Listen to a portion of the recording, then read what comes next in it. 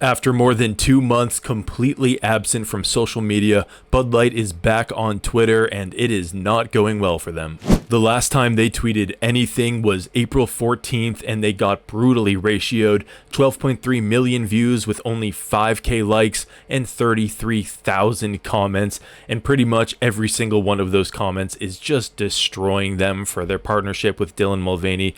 Now this new tweet is only 5 hours old and it has 2.5 million views with only 700 likes and 11,000 comments. So we're looking at an even worse ratio here. Now here's the funny part, Bud Light is actually censoring the comment section. You can see this little icon in the bottom right of their tweet.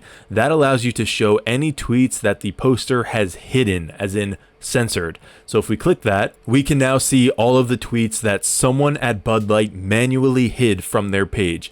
Bud Light, are you ready to get wrecked? With 27,000 views, even though they're hiding them, they're still getting tens of thousands of views.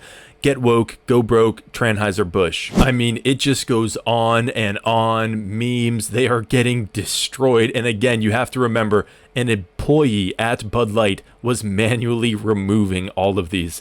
Here's a meme with Alyssa Heinershine standing over the grave of Anheuser-Busch. You remember she was the VP of marketing who apparently orchestrated this whole campaign with the controversial trans activist Dylan Mulvaney. More keep appearing. It's unbelievable how many there are. Here's one, Budweiser girls then versus now, and yeah, pretty much. Here's someone writing, still no apology? Well then, here's something for your advertisement. And it's just so funny that an actual Bud Light employee had to see this and click to hide it. And that's the problem. Bud Light is being super squishy and giving these quasi walk back apologies, but not really apologies, because they don't want to piss off the left in this country and all the LGBTQ activists, and they've already pissed off the right in this country. But the thing is, now the left is pissed off with them because they're kind of walking it back. So they've now insulted the left, they've insulted the right, and everyone hates them. Business professors will be using this example for centuries on how not to do crisis management.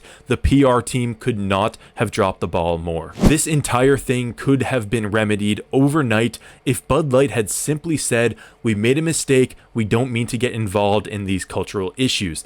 That's a statement that doesn't even cater to the right or the left. It's just saying, hey, we're staying out of it. And they would have been fine. Because yes, if they said, whoops, we don't agree with Dylan Mulvaney and that message, the left would have been pissed off. What they've done has obviously pissed off the right by not apologizing. Just take a neutral stance. Just sell your beer and that's it. Instead, they tried to play the fence and now they are no longer America's top selling beer. And I maintain it's because the corporations continue to hire from left-wing universities.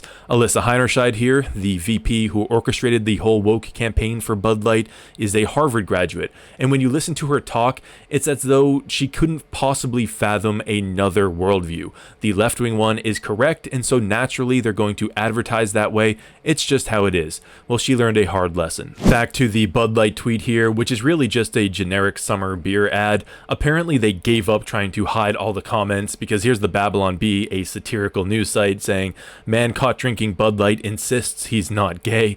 I love how they say caught drinking Bud Light. They're even selling not Bud Light koozies. More replies here. Miles Chong writing, it's too late, you can't walk back the Dylan Mulvaney endorsement. Ray writing, I want to see massive firings of everyone involved and a heartfelt apology, a denunciation of woke ideology, and better beer. Then I might consider giving them a second chance. Benny Johnson writing, we haven't forgotten, and Libercrat saying, and we never will. And that's what I mean. The window is closing or closed for so many of Bud Light's former customers, all because they wouldn't just apologize for a boneheaded marketing decision. If you enjoyed this video, hit that like button and subscribe to the channel where I cover all the interesting stories in news. My name's Ryan, this is News Rye. I'll see you in the next one.